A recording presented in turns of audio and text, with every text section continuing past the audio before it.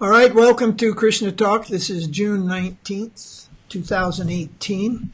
We've been experiencing some technical difficulties today. We've tried to go live, but the program keeps bombing. So now we're trying to do a pre-recording and see if that doesn't help the situation. If it bombs again, well, we'll just have to go back to the garage and take it apart and see what's the problem. All right, today's topic is Diksa and Siksa in the Parampara of Srila Bhaktisiddanta. In this Parampara of Bhaktisiddanta, there have been questions raised over the decades, beginning back in 1920, and continue up to the day. The questions, not just questions, but actually assertions that there is no bona fide Parampara to Bhaktisiddanta. And his disciples, etc.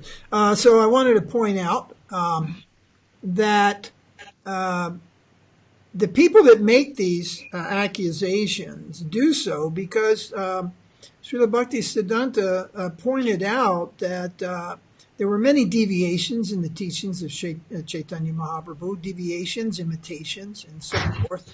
And the very people who were guilty of these deviations and imitations could not defeat him philosophically, so they decided to attack his parampara. And this same method continues to today.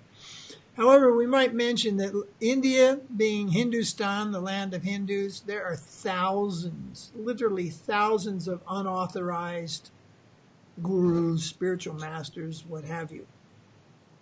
One has but to go to Vrindavan, and while driving into Vrindavan or walking into Vrindavan, one can hardly see the sky because of so many billboards advertising what we call the chocolate sadhus or the laddu sadhus, who have mastered some singing, some harmonium, some weeping, crying, and a few slokas from the Bhagavatam, or even a lot of slokas from the Bhagavatam.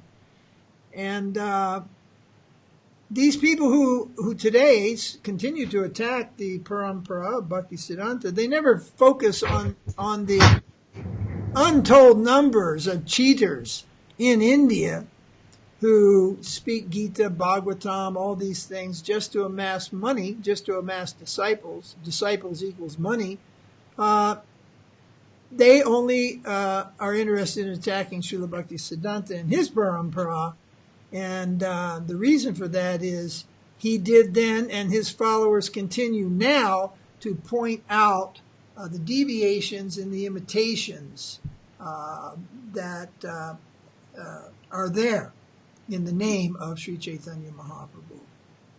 So we'll see how far we get here with this. The program bombed in the past. A half hour, 3 or 4 times, so that halted our live stream. We only got about this far, so it's not bombing. So let's see if we can continue with today. So, Goswami, you're going to begin the conversation by reading from 10th chapter of Sri Guru and His Grace, a rather lengthy question that a devotee has asked Srila Sridhara Maharaj back in sometime in the early 1980s, possibly 1980, 1981, concerning the parampara. So you begin that with a question, and then Srila Sridhara Maharaj's answer, and then Giri Maharaj, I think you have a few things to share with us today as regards who's who and what's what with dates, names, etc. Sure. In the parampara.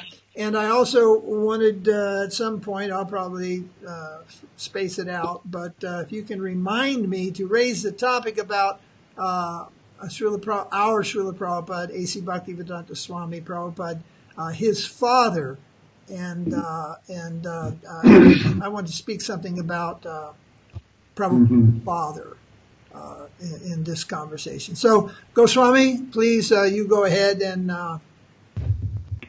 begin the reading, all right? Hare Krishna. Thank you. The question is, can you explain how the principle of disciplic succession works? I was under the impression that in your teaching there must be an unbroken chain of disciplic succession beginning with God Himself, in order for the knowledge to be properly understood.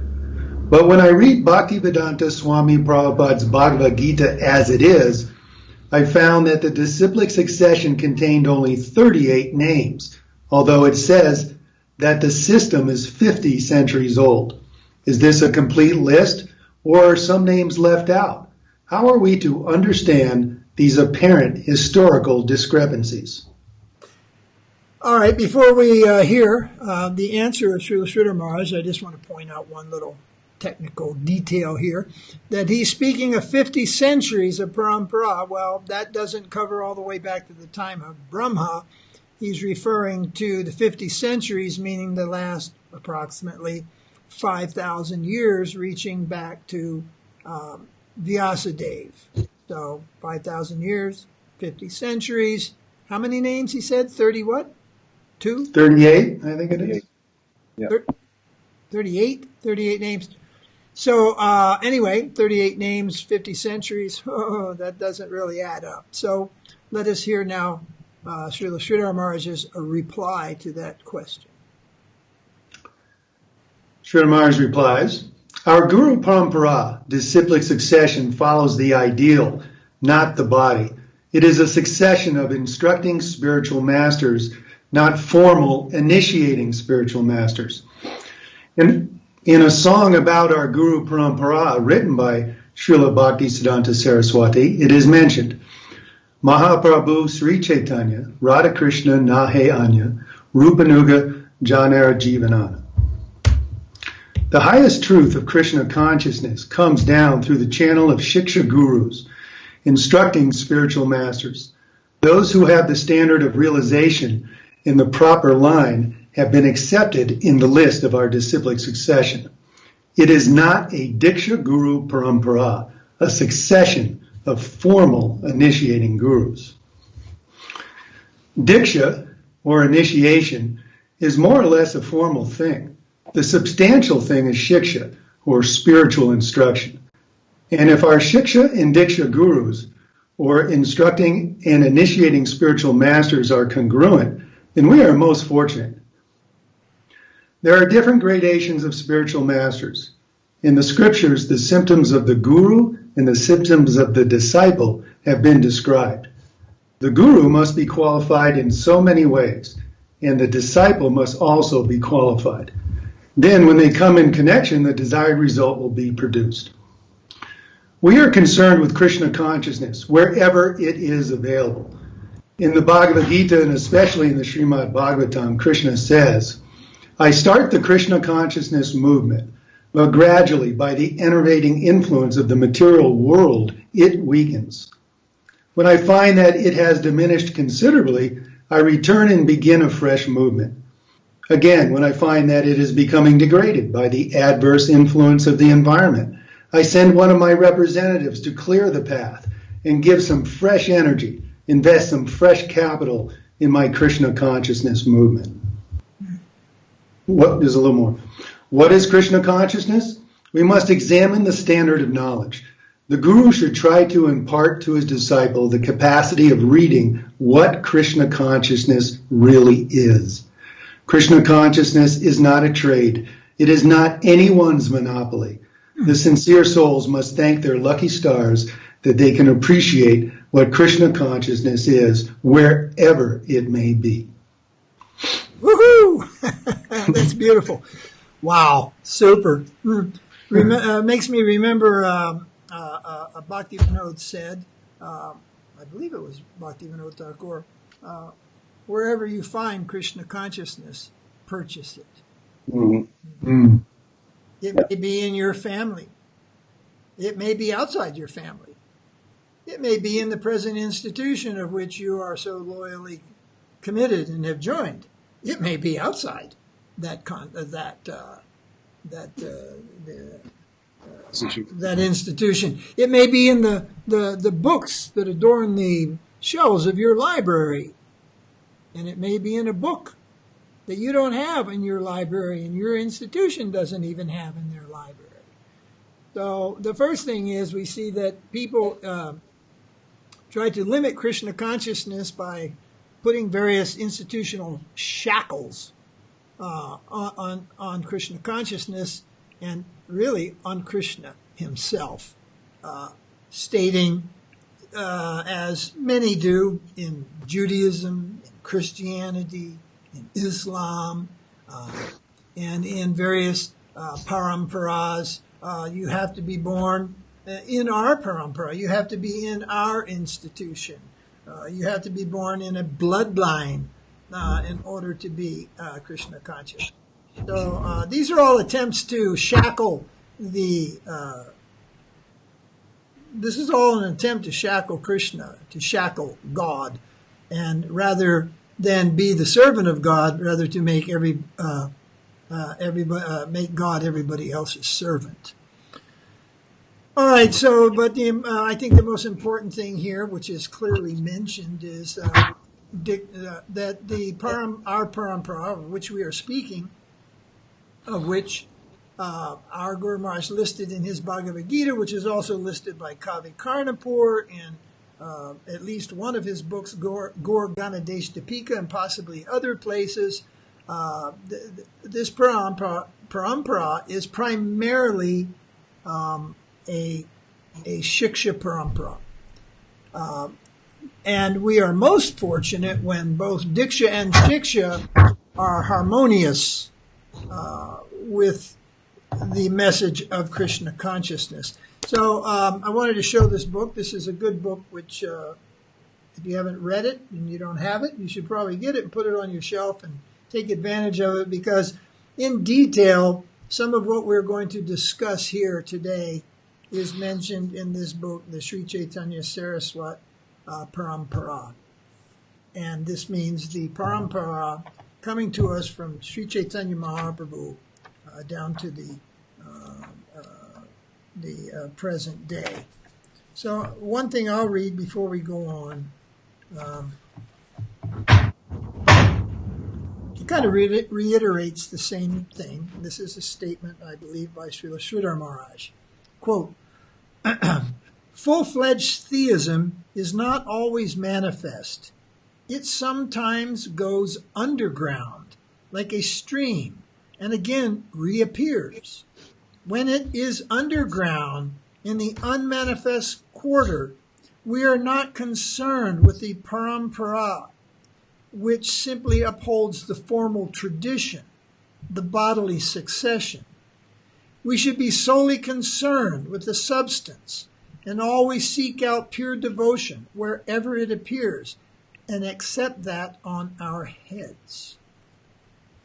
So that's very interesting, because I grew up in a particular part of the country, or not my whole childhood, but at my grandparents' farm.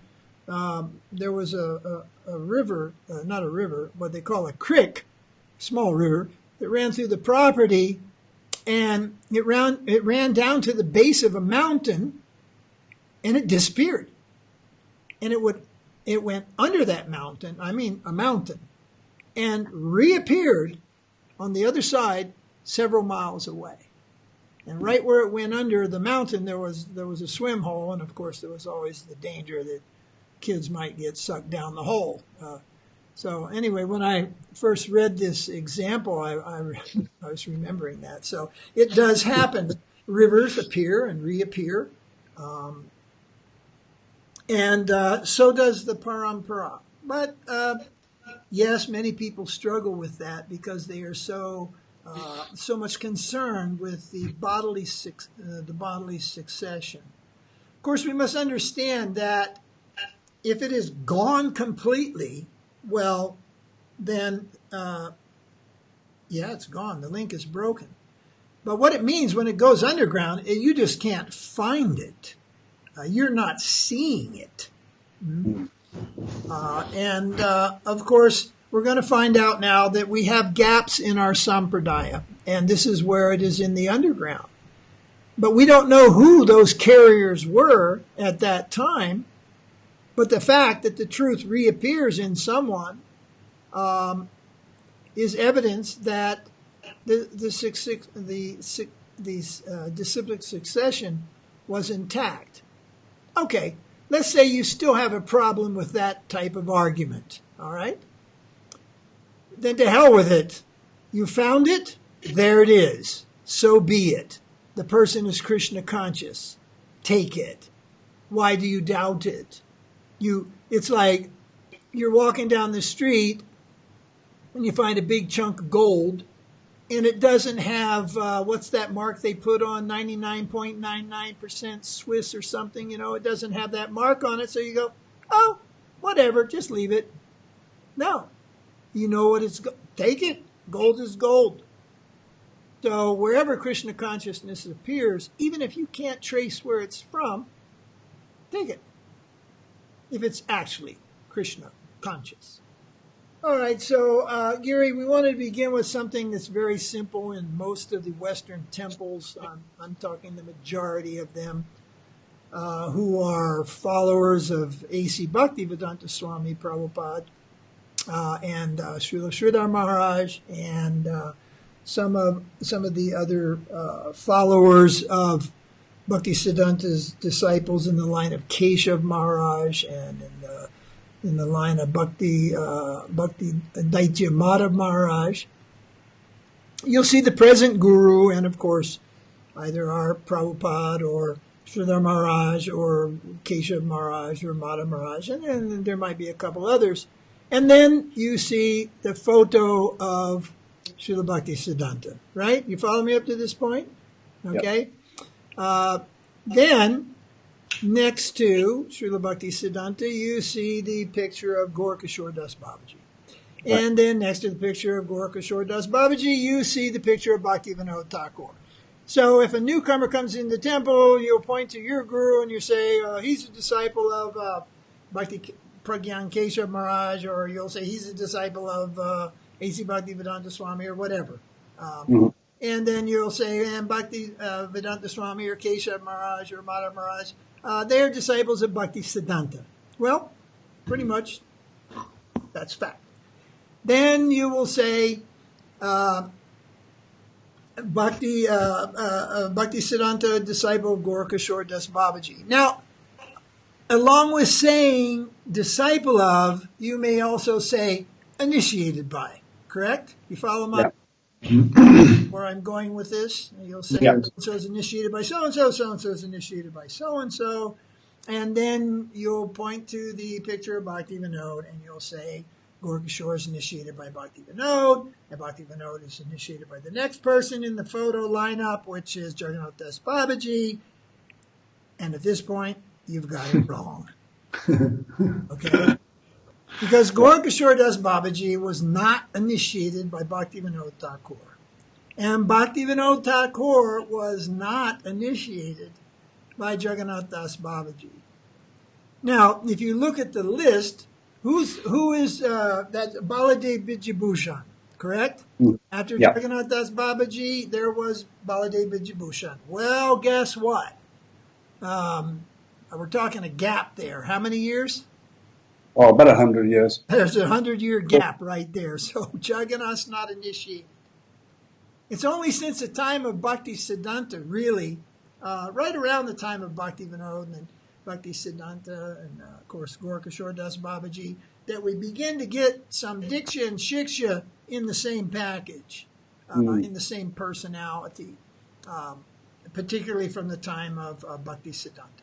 Then you've got your Diksha Guru and your Shiksha. You've got them harmoniously right there together. But as we go back in time, we see that more and more the Diksha, the Diksha and the Shiksha are two separate things. And in some cases, the Diksha is so downplayed that it's forgotten. It's not even mentioned, although in some cases you can research it out and you can find out. So let's start with, of course, the discrepancy, the question, Bhaktisiddanta was not initiated, That's explained here in this book, the Parampara, his initiation from Gaurkishore Das Babaji.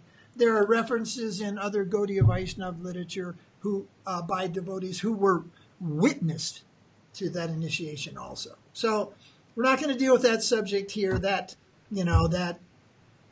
old controversy, but we're going to deal with and look at and try to examine a little bit and just give some information on who's who and what's what in that Shiksha Parampara because all of these persons in the Shiksha Parampara, they also did have Diksha. They did have Diksha. But the prominence, the line is drawn through the Shiksha.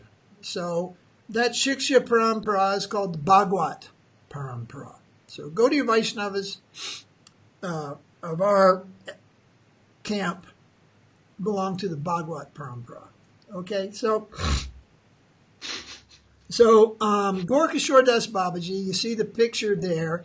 He does not take Diksha from Bhaktivinoda, but he certainly did take Shiksha from Bhaktivinoda. So I'm going to tell most of this story until I get kind of lost, Giri, and ask you for some of the details. So we do have Bhaktivinoda Thakura giving Shiksha to Gaurkishore Das Babaji. Gaurkishore Das Babaji, at a particular time in his life, lived in the compound of Bhaktivinoda Thakura.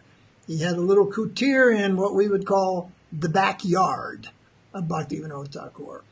And Gaurkishore Das Babaji was not known for giving discourses, you see. However, Bhaktivinoda Thakura was.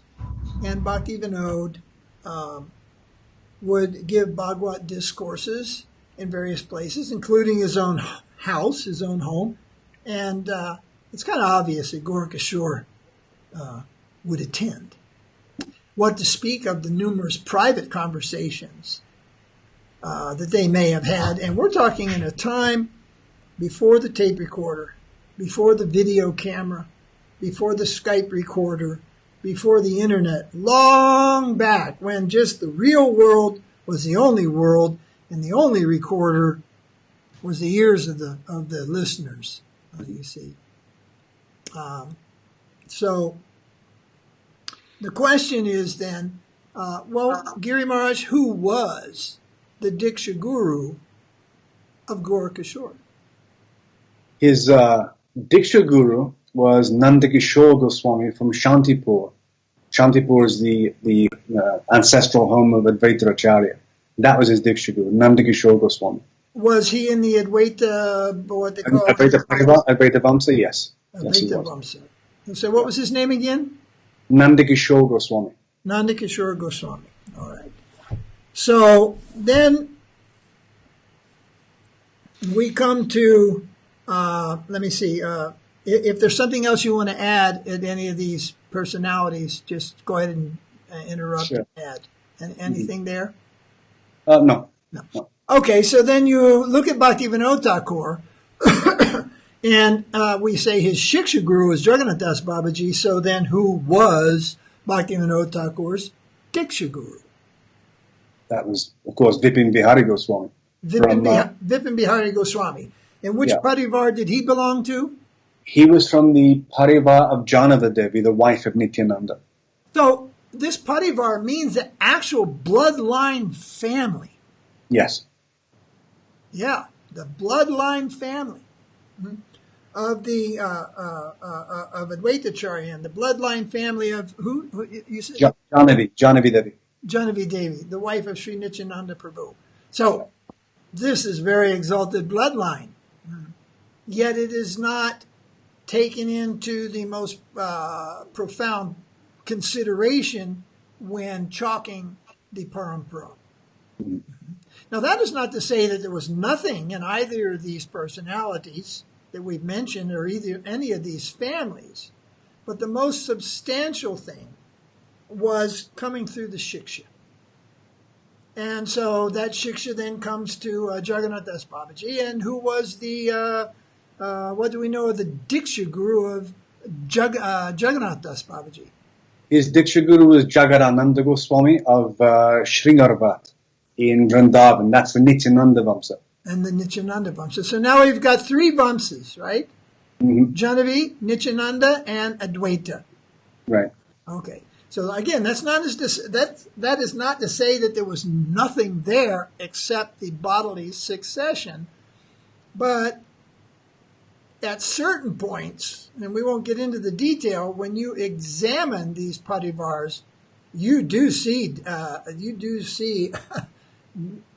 heavy caste bodily discrimination. It's like blood is blood, my friend. And bloodlines are all great. Who was your grandpappy? Oh, that's super. That's all really great. But bloodlines, well, the blood doesn't carry the truth. Mm-hmm. So, all right. So then we come to Jagannath Das. No, sorry. We already mentioned Jagannath and his Diksha. Right. Right.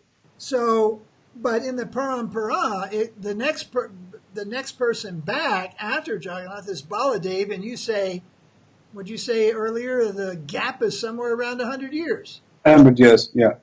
About 100 years. Well, that's something serious. I mean, that's a real gap. So I remember when we were having our debate with the Madhva terrorists who were attacking our sampradaya, and they could easily identify this gap, and they were all hoo-ha and up in the air about this gap. And then we said, okay, well, let's take a look at their sampradaya under the same scrutiny. And how big was the gap? It was about 700 years. 700 years. Yeah. So there you go, the pot calling the kettle black. Similarly, they said, we don't find these various books that your acharyas have quoted to support the divinity of Mahaprabhu. So we decided to take a close look at Madhva's commentary on Vedanta and other places where he quoted various books, and we came up with a list of books that he quoted, which was quite extensive. And how many of them don't exist anywhere today, even in Madhvacharya's library? It's over 200 books. Over 200. Yeah. So they were pointing out that, you quote these 3 or 4 books that don't have any, we don't find them anywhere. And we found over 200 books that the Madhvas quote that they don't even have in their library either. And this brought in the reality of not only is there appearing and disappearing flow of the sampradaya going underground, there's what's known as appearing and disappearing shastra also. So right now I forget that. Satvata Samhita. This Satvata Samhita is a word that Bhaktivinoda Thakura uses. And I think it's safe to say it parallels to some degree to these appearing and disappearing shastras. The Satvata Samhitas are there in the eternal plane of truth, but they are not always manifest in this world. And sometimes they simply appear, or they may appear in the physical sense of a book, or they may appear in that they appear in the heart and consciousness of a self-realized and liberated soul. So this is called Satvata Samhita. Of course, there are those who have much difficulty in accepting this Satvata Samhita. But these are the people who are bodily attached and book paper bound attached, and who themselves are pretty much neophytes in the world of the ultimate reality, absolute truth and eternal truth. All right, so then do we want to go a little farther back? Who is the Diksha Guru of Baladev Bijabhushan? The next personality in the line is, of course, Vishwanath Chakravarti Thakur. But I believe you were researching. Well, between Jagannath and Baladev, as I said, there's about 100 years gap. So there's Uddhav Das Babaji as well, that we've never heard of before. He was the disciple of Baladev. Baladev is a direct disciple of Raga Damodar Goswami. But in the Parampara listing that we generally know of, we always see Vishwanath's name as the guru of Baladev. But his guru, Diksha Guru, was Radha Damodar Goswami. Radha Damodar Goswami. Yeah. Was this Radha Damodar Goswami and Baladev, they're all living, and Vishwanath living at the same time?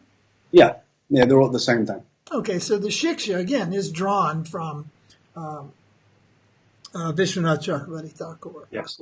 All right, and so this goes on and on. You go all the way back to Narada, and he instructs Vyas. We don't find any information about him giving what we would refer to as a form of diksha, giving him any mantras or any such thing. Is there any mention in Mahabharata who is the guru of the diksha guru of Vyasadeva? No, because he's Narayan himself. So he doesn't have a diksha guru. But when we come forward a bit to Chaitanya Mahaprabhu, well, Chaitanya Mahaprabhu, he did receive Yes. diksha, and he's also Narayan himself. He's the Supreme Personality of God himself. So in our parampara, there is both diksha and there is shiksha, but the predominant thing is given to shiksha. So I think another interesting thing to mention, just for devotees, the devotees and our listeners to know, that Gaurkishore received shiksha from Bhaktivinoda, but Bhaktivinoda received his Babaji Diksha from Gaurkishore. Did I say that properly? Did I get that? Yeah. Okay. Exactly. Gaurkishore's Shiksha Guru is Bhaktivinoda, but Bhaktivinoda took Babaji Vaiṣṇava Diksha from Gaurkishore. So you want to tell us a little bit about what that was, how that all transpired? Well, Gaurkishore's Babaji was very reluctant to give Babaji Vaiṣṇava to Bhaktivinoda. He felt unworthy to do it, so he ran away to Navadvip. And then Gaurkishore sent devotees over there to request him to come over, and then finally Wait, no, Bhaktivinoda devotees to request Gaurkishore to come to back to means where was Bhaktivinoda at the time? He was in Godrumadvip at his kutir in Godrumadvip, like that. So then, reluctantly he came, and he gave him Babaji Vesh, but he gave him the actual cloth of Jagannath Das Babaji. Wow. Because there's some confusion in some circles, because some people think, he took his Babaji Vesh from Jagannath Das Babaji, but Jagannath Das Babaji had already passed away, I think 10 years before that. So actually it was Gaurkishore giving him Vesh, but giving him Jagannath's actual Vesh, his actual cloth. Like that. Yeah, so nowadays devotees would, of course, many people don't know, Vesh means dress. So he gave him the dress of the renounced order. But along with the renounced order also comes mantras. But we don't find any mention of that. But in all the orders of renunciation, in all the sampradayas, there are mantras. And in our sampradaya, the sannyasis receive a particular mantra. And this mantra is also known as the Raga Marg mantra. Well, unbeknown to many of our listeners, and I'm not referring to the Bhagavatam verse from the Avantipur Brahman. That's something different. I'm talking about what's known as the Sannyas Gayatri mantra. This is known as the Ragmarg mantra, and it is the same mantra that our cousin brothers in the Babaji section, whatever branch they belong to, they have the same mantra, Ragmarg mantra. And it is in a similar way, I don't know how many people have understood this now, that the dress of a Gaudiya Vaiṣṇava sannyasi in the line of Bhaktisiddanta has a dhoti, of course, kopan, dhoti, and uttariya, and of course in modern times the kurta, and it is the color which we're wearing here, which is originally called geru, but his bead bag is white. And if you look at the oldest pictures you can find of our Guru Maharaj, Srila Prabhupada, coming to the Western world, getting off the Jaladuta, 26th 7th Avenue, some of the old black and white pictures, of course, his geru, his what we call saffron, but it's actually not saffron at all. Saffron is yellow. Anyway, they call it saffron, but this, you'll notice that his bead bag that he's holding on to and hanging around his neck is much, much whiter in the black and white photos than the rest of his dress, and that's because his bead bag was white. So, strictly speaking, the bead bag of a Gaudiya Vaiṣṇava sannyasi in the line of Srila Bhaktisiddanta is white. The whole dress of the Babaji section is white. But the bead bag and the mantra received at the time of sannyas is white. So that's another topic, but anyway. But nothing is said about the mantra, which Bhaktivinoda Thakura received. So you may find that you go back in time, there's a lot less form, and everything is substance. You'll find different mantras, if we could even find them, being given. Disciples, guru, disciple, and this is going on, and it's in the modern times that we find things get a little more, I guess you'd say, codified, standardized. You see, what is the dress of a sannyasi? What is the dress of a Babaji? What are the mantras? And these same simple mantras get passed down. I'll give you an example. What did we find that Rupa Goswami used to always wear a garland of Amalaki. Amalaki. Now, who mentions that? Was it Jiva? It's mentioned by Jiva Goswami in his commentary to Bhakti Rasamrita Sindhu. He says that whenever he saw Rupa Goswami, he was wearing a garland of Amalaki seeds. Seeds, yes, yeah. But nobody does that anymore. Nobody wears that anymore. So similarly, many things, the dress, the wearing of various beads, how one wears those beads, all these things, they have come and gone in various forms, and even the mantras also, some of the mantras in our sampradaya. And then when you look back over, like in now the Maha Mantra is the Hare Krishna Maha Mantra, but in a previous Kali Yuga, the Maha Mantra was, I believe, in the Sringadev Mantra. Do you remember which one it was? Mantra Raga, Ugrambiram, yeah, like that. Even different yugas, there's different Maha Mantras. Yes, that's what I was saying, in different yugas. But this Maha, and there's different yuga dharmas in different yugas. They are not always the same. This Yuga Dharma, the Maha Mantra, the Hare Krishna Maha Mantra, this corresponds to the appearance of Mahaprabhu, but Mahaprabhu himself in every Kali Yuga, or every time he appears, is not exactly the same. This Mahaprabhu is a combined form of both Radha and Krishna, and therefore the Maha Mantra, which are the names of Radha and Krishna, they descend with the Lord, and this is Yuga Dharma, and a great opportunity. This same opportunity does not present itself in every Kali Yuga the same. This is rare amongst the rare. So, form is important. It helps us to identify. It's just like when you go look in Estados Unidos in the United States for Tabasco sauce, you look for a certain label. You know what I'm talking about? That one particular label. Or if you're looking for Dr. Bronner's soap, you're looking for this certain label. It's just so distinct on the shelf. It helps to identify your product. In fact, it's said in some cases, these products, if these people, and it has happened, where they change their label, their sales just drop because people don't they don't recognize the product. Right.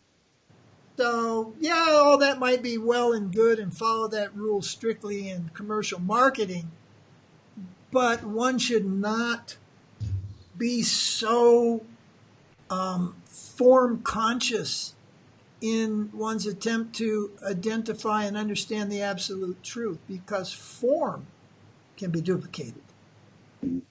Money, counterfeit money, Form can be counterfeited.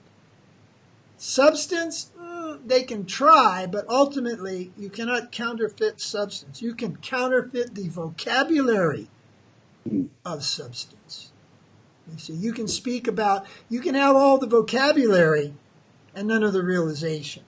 So what we look for is the truth itself and self-realization. And wherever we find that, then we know the parampara exists there. Even if we cannot trace its origin, you see. So now I wanted to mention Srila Prabhupada's, our Guru Maharaj, Srila Prabhupada, his father, Gaur Mohan Day. And it's kind of interesting because, let me explain like this. In the Krishna book, what we call the Krishna book trilogy, which is a summary of 10th canto, which our Guru Maharaj wrote, I forget which year, but you're familiar with what I'm talking about, right? He dedicates that book in the beginning to my father, Gaur Mohan Day, a pure devotee. So, Srila Prabhupada's father is declared in that book as a pure devotee. So, I don't think there's a person in the modern Hare Krishna movement, in ISKCON or out of ISKCON, his Prabhupada's disciple or second generation or third generation or what have you, that hasn't read that. But has anybody ever asked who was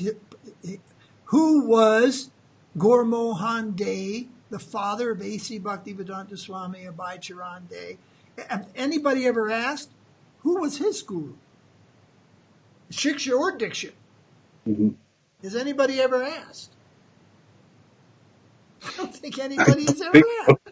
You just take it for granted. We're talking 50 years, but I suspect subconsciously there's a fear to ask. And I can tell you this straight off to our listeners. His guru was not Bhaktivinoda Thakura or Bhaktisiddanta or anyone connected to the parampara that we know of.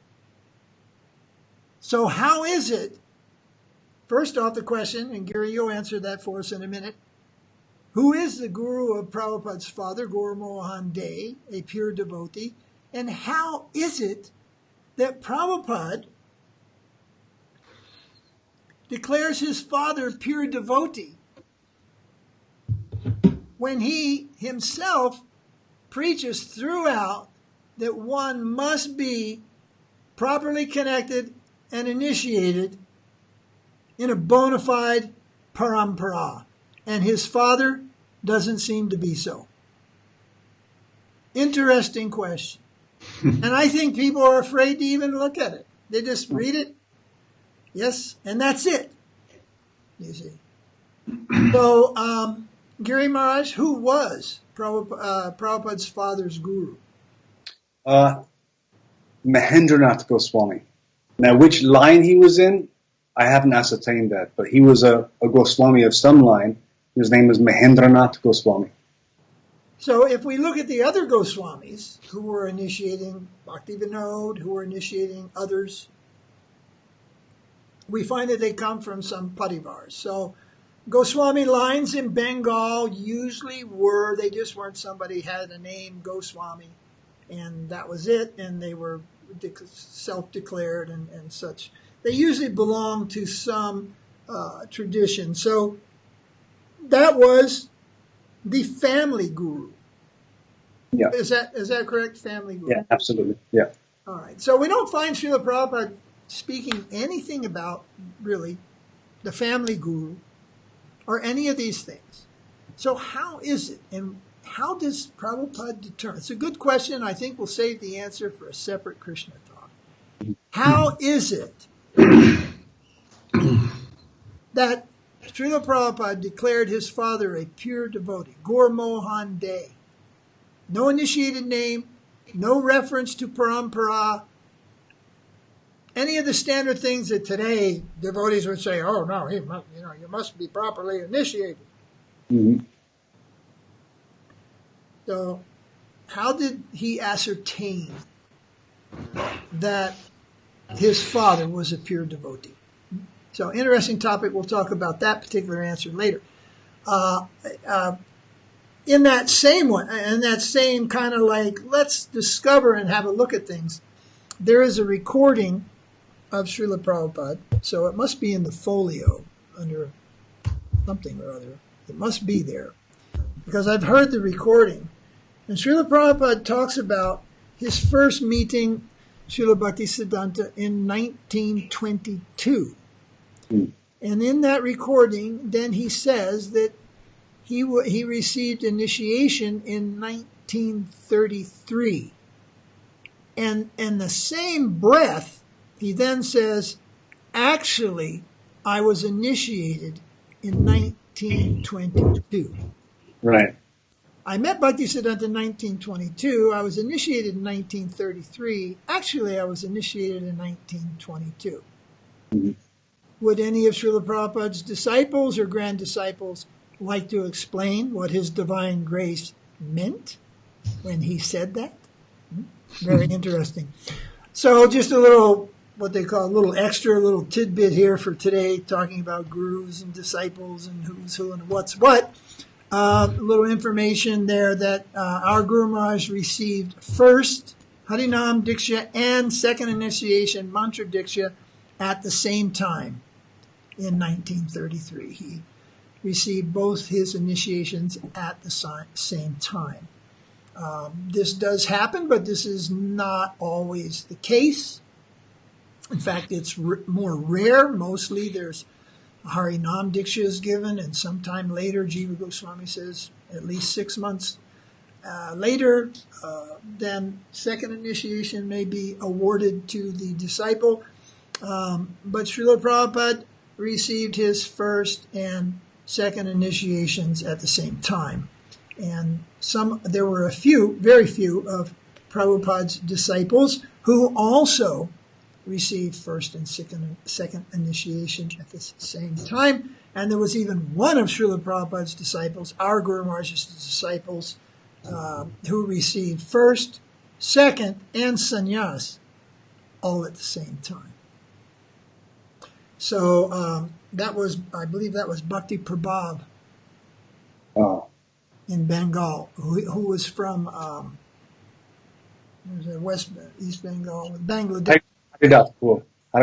Yes, Yeah. he was from Haridaspur. Very interesting. There was also, just to kind of throw the unknown out there, there was also a disciple. There was also a guru in ISKCON who departed this world last year. He was known as Krishna Das Swami, and he preached in Orissa, and he preached in England. And I knew him very, very closely many years ago. We always stayed in the same room together during festivals in Vrindavan and Mayapur. And whenever he came to Vrindavan, he often stayed in my room. And his name was Krishna Das Swami. He has many disciples in the Indian community in London and in Mauritius.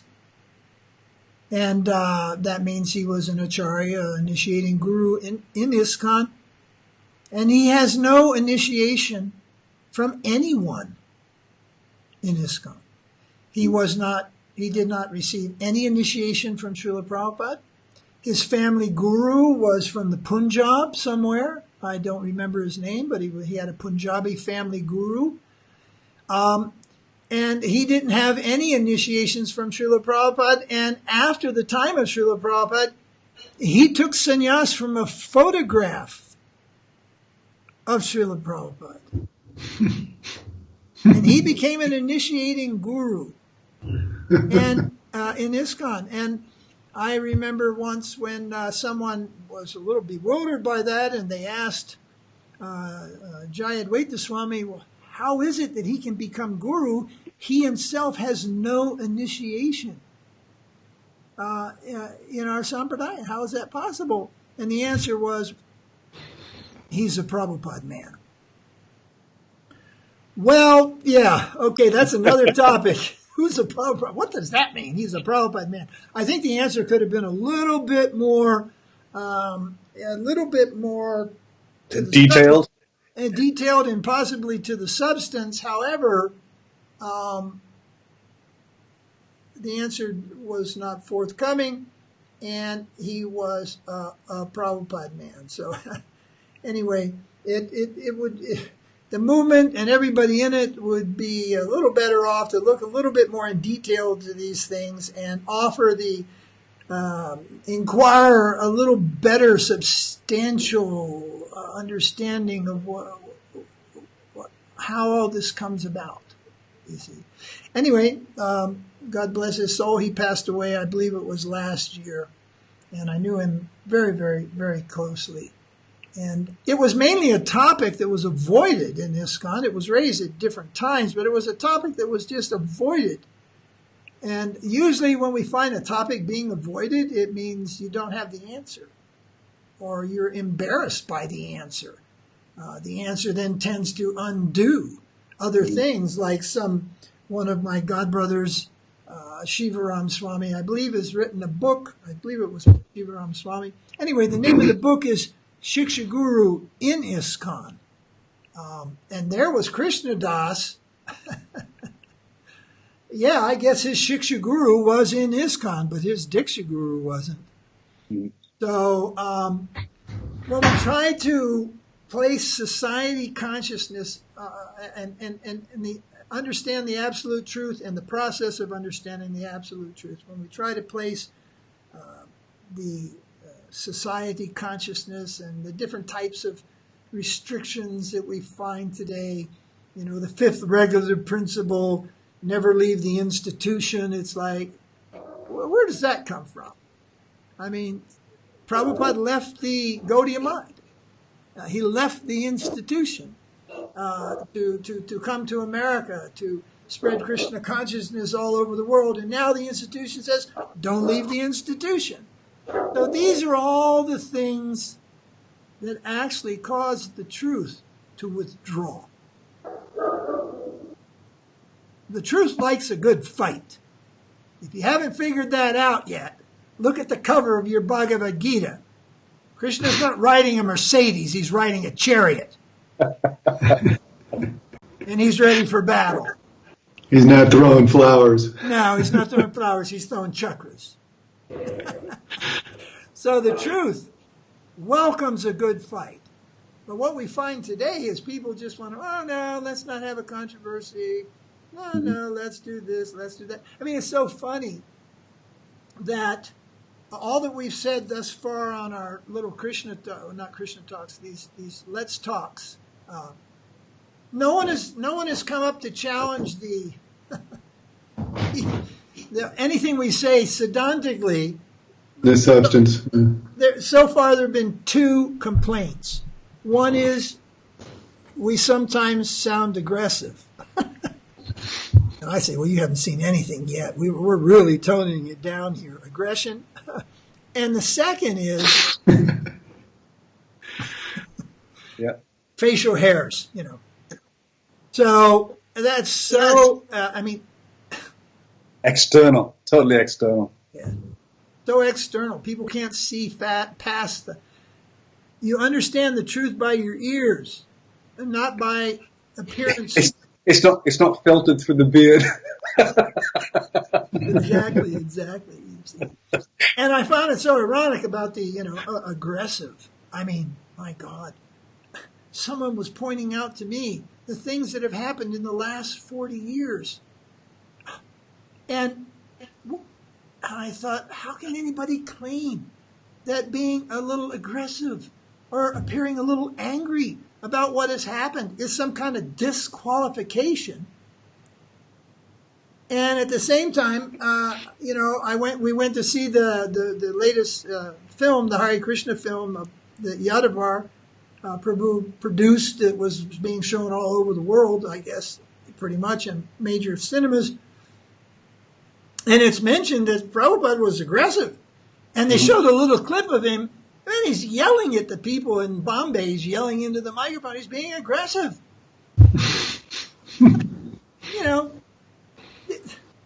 Bhaktisiddanta was so aggressive. Bhaktisiddanta, people they were going to kill him. Huh? They were going to kill him. Yeah, he was so aggressive that there were attempts to kill him. Yeah. Okay? So we're not love bombers. The truth was spoken on a battlefield. The truth is aggressive. Even the Christians know this.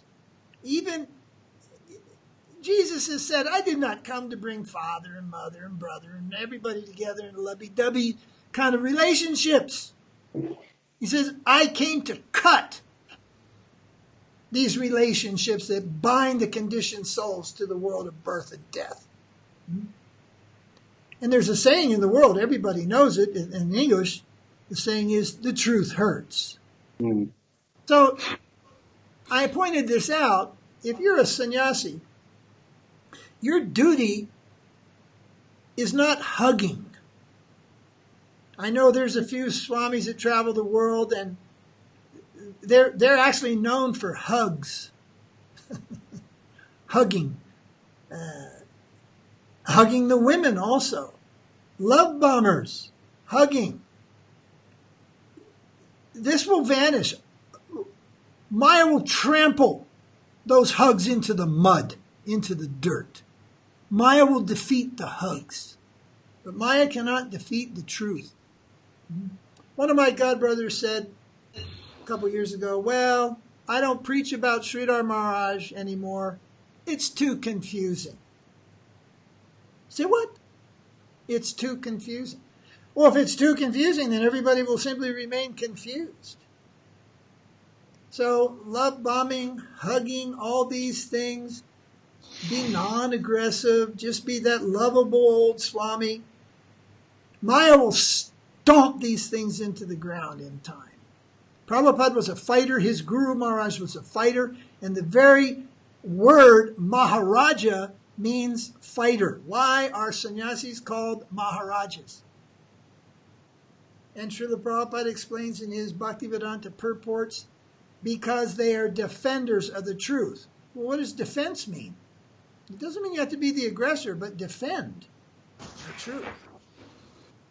So, of course, aggression with hate? No. Aggression with love? Yes. So I sometimes wonder, if I shave my beard, would those critics listen any bit closer? And you know what? I doubt it. But if they would, please see my videos last year when I didn't have a beard. I speak the same truths, and you can learn then and there. All right, so Giri, is there any other little bit of information about the Dikshas and everything? I think, your research is so extensive.